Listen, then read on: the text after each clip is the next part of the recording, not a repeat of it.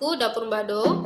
Terima kasih banyak untuk kalian yang sabar menunggu video part 3ku.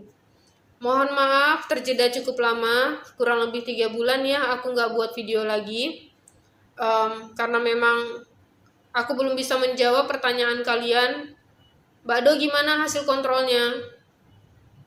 Aku terakhir kontrol itu seperti yang kalian lihat di video part 2 ku, terakhir kontrol tanggal 9 Juli.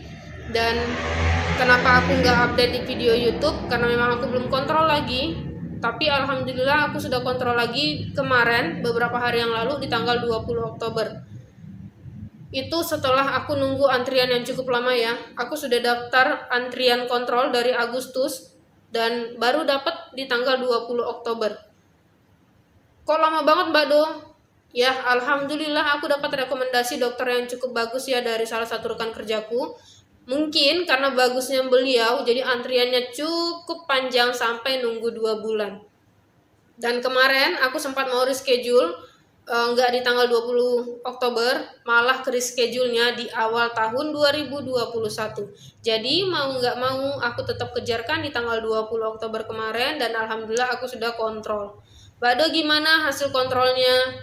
Terima kasih untuk kalian yang sabar menunggu. Sekali lagi aku ucapkan di video ini semoga terjawab ya pertanyaan kalian dan semoga bisa kalian ambil manfaatnya. Sebelum aku share ke kalian hasil check upku kemarin atau hasil kontrolku kemarin, aku cicil jawab beberapa pertanyaan yang kalian tanyakan dulu ya. Judulnya dicicil ya, jadi nggak semua pertanyaan ku jawab di video kali ini.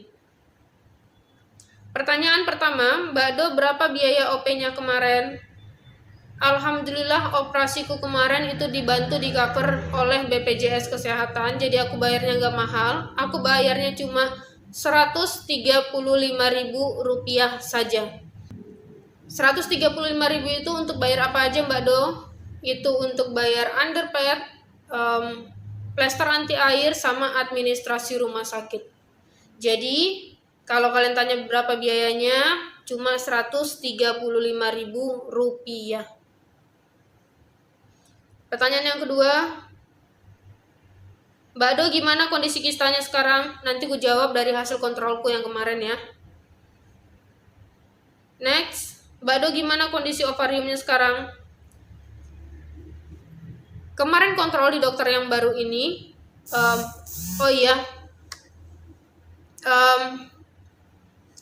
aku kontrolnya kemarin itu di dokter yang baru ya, jadi bukan dokter yang sama dengan di bulan Juli kemarin. Karena apa?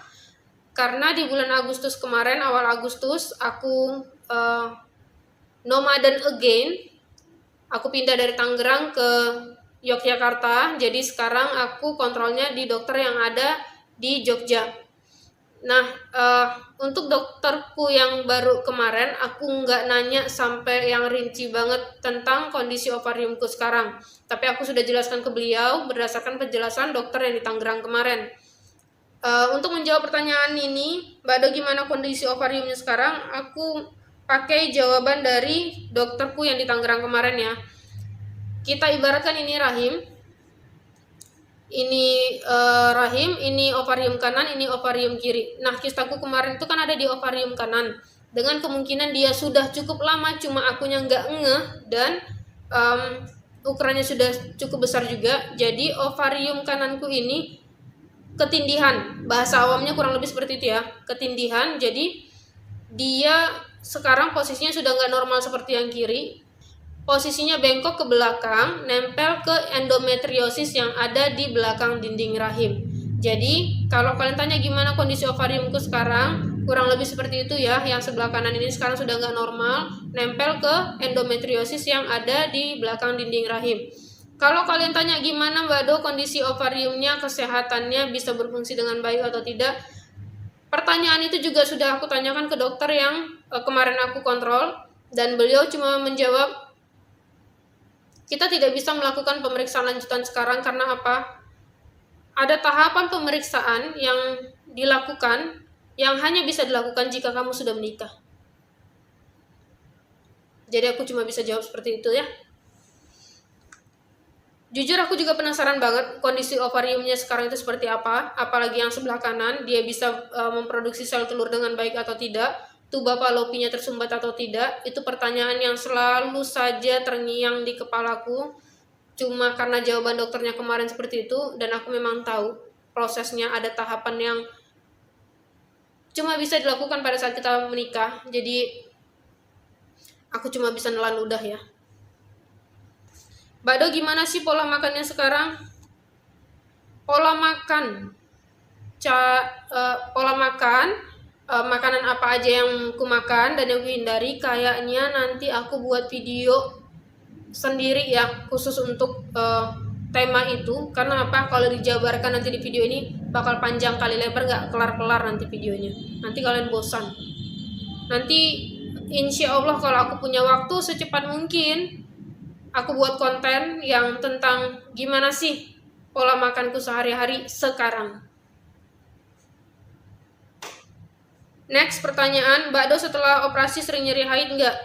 Sama seperti yang aku jelaskan di kontenku sebelumnya, sebelum aku tahu aku ada kista, haidku juga nggak yang sakit-sakit banget, nggak yang sampai aku harus minum obat, guling-guling atau meringkih di tempat tidur, itu enggak.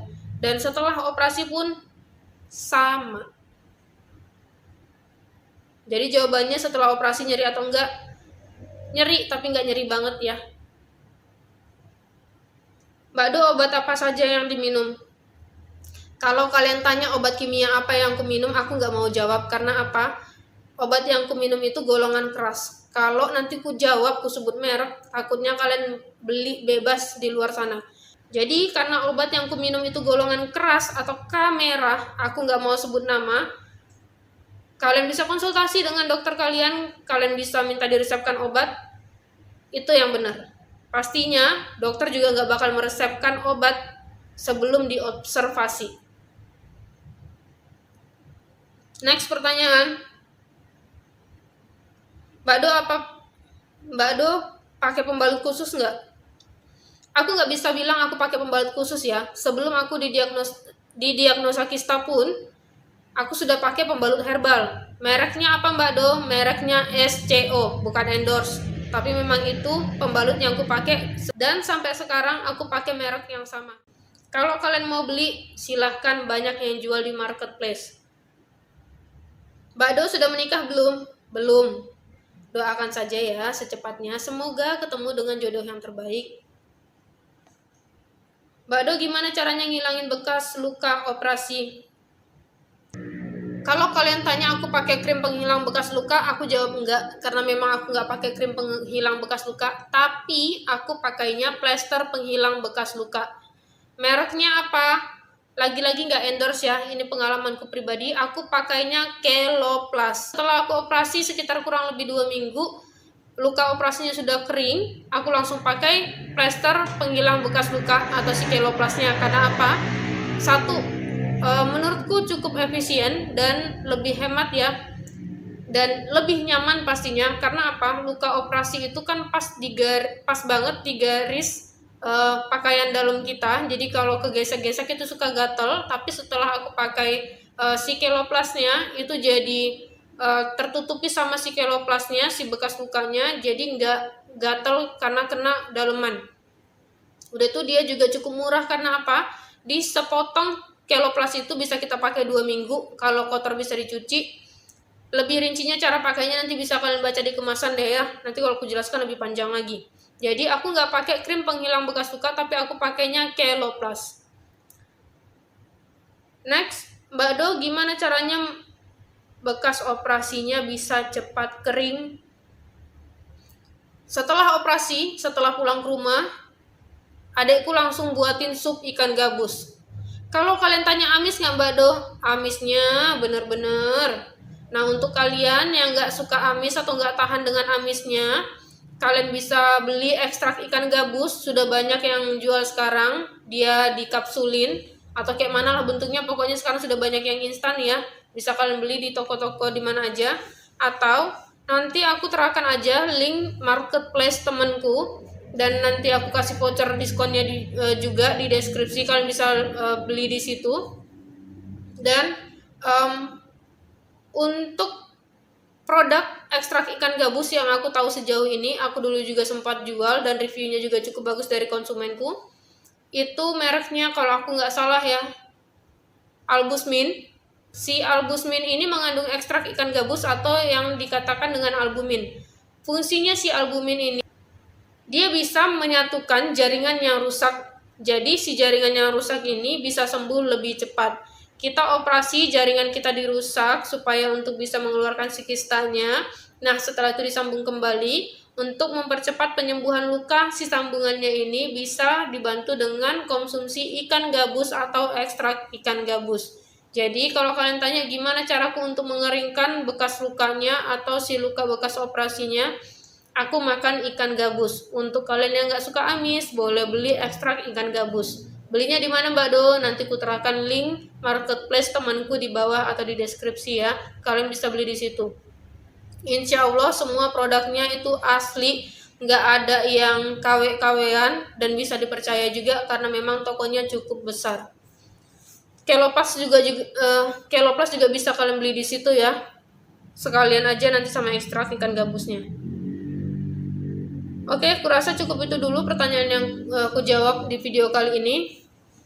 Dan untuk pertanyaan terakhir yang aku jawab di video ini, Mbak Do gimana hasil kontrolnya kemarin? Hasil kontrolnya kemarin, alhamdulillah pertumbuhan kistanya tidak terdeteksi lagi di hasil USG-nya. Dengan kata lain, untuk saat ini si kistanya tidak tumbuh lagi. Bisa kemungkinan tumbuh lagi nggak Mbak Do? Tentu bisa. Selama kita hidup, kita memproduksi hormon. Nah, selama hormon itu nggak stabil atau berlebihan, ya bisa jadi tumbuh lagi. Tapi dari hasil kontrol kemarin, alhamdulillah banget, itu si kistanya nggak tumbuh lagi. Kok bisa Mbak Do? Cara makannya gimana belakangan ini? Pola makannya seperti apa? Pola hidupnya seperti apa? Nanti kujabarkan, kurincikan di konten selanjutnya, di videoku selanjutnya yang membahas khusus tentang pola makanku sekarang ya. Biar nggak terlalu panjang, biar kalian nggak bosan. Oke?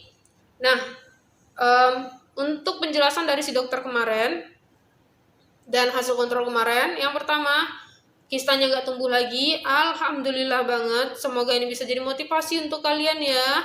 Jangan patah semangat. Karena apa? Kalau kitanya patah semangat, ujung-ujungnya kita stres. Kalau kita stres, imbalance hormonnya itu lebih mudah terjadi. Jadi, mungkin beberapa dari kalian bosan ya dengar aku bilang, kita itu harus bahagia. Karena apa? Kalau kita bahagia, hormon kita itu bisa lebih stabil loh. Jadi nggak boleh stres banget, nggak boleh dipikirin banget ya. Mbak Do yakin nggak pernah stres? Ya pernah, aku juga manusia. Tapi nggak yang dibawain banget gitu loh, enggak. Oke, itu yang pertama, kistanya nggak tumbuh lagi. Yang kedua, aku harus minum obat sampai nanti aku menikah. Tujuannya apa? Tujuannya untuk meminimalisir kemungkinan si kistanya tumbuh lagi. Karena jika si kistanya tumbuh lagi, penanganannya akan lebih susah lagi dan bisa mempengaruhi kualitas sel telur yang diproduksi atau bisa mempengaruhi jumlah si sel telur yang akan diproduksi. Jadi, untuk meminimalisir kemungkinan-kemungkinan terburuk, aku harus minum obat lagi sampai nanti menikah. Dan setelah menikah nanti bisa kontrol lagi, diobservasi lagi langkah terbaiknya seperti apa. Nah, kurang lebih seperti itu ya hasil kontrolku kemarin. Terjawab sudah. Gimana sekarang kondisi kistaku? Dan satu hutangku sudah lunas lagi ya menjawab pertanyaan dari kalian. Hasil kontrolnya seperti apa? Alhamdulillah banget kistanya sudah nggak tumbuh lagi untuk saat ini dan tidak menutup kemungkinan bisa tumbuh lagi kalau memang pola hidupku salah lagi, balik ke zaman dahulu. Nah, untuk kalian yang lagi berjuang, semangat terus, jangan putus asa ya. Aku cuma bisa mengingatkan dari videoku, gaya hidup yang masih salah, secepatnya diperbaiki, pola makan yang masih kurang sehat, secepatnya dirubah. Udah tuh, segera konsultasi dengan dokter. Benar kita boleh minum JSR, tapi tetap kita harus kontrol ke dokter. Gimana caranya kalian tahu si kista itu nggak tumbuh lagi kalau kita nggak USG? Ya, jadi kita tetap boleh minum yang herbal-herbal, tapi tetap observasi dari dokter juga. Kalau kalian nanti kontrol ke dokter, kalian juga bisa observasi sendiri kok. Oh iya, aku kemarin minum rimpang ini, minum JSR ini, rupanya hasilnya seperti ini ya.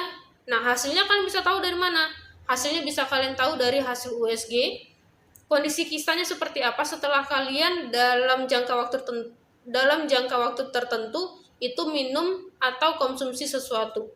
Ya, jadi jangan lupa konsultasi dengan dokter. Ingat, kista itu bisa bahaya atau tidak tergantung dari cara kita menanganinya seperti apa. Gak usah panik. Wajar kalau kalian panik, benar, manusiawi. Tapi tetap kita harus punya langkah ke depannya, cara mengatasi si kista ini seperti apa. Jadi segera konsultasi dengan dokter dan harus percaya dengan dokter kalian. Kalau kalian konsultasi dengan dokter, konsultasinya kurang mudah diterima, kalian boleh cari second opinion ke dokter yang berbeda. Ya, hidup itu simple, jangan dipersulit. Oke? Oke, kurasa cukup sampai di sini dulu videoku kali ini. Next video aku akan sharing gimana makanku sehari-hari ke kalian. Semoga bisa kalian ambil manfaat yang baiknya. Silahkan dibuang yang tidak perlu atau yang buruk menurut kalian. Oke, sampai ketemu di video-videoku selanjutnya. Assalamualaikum.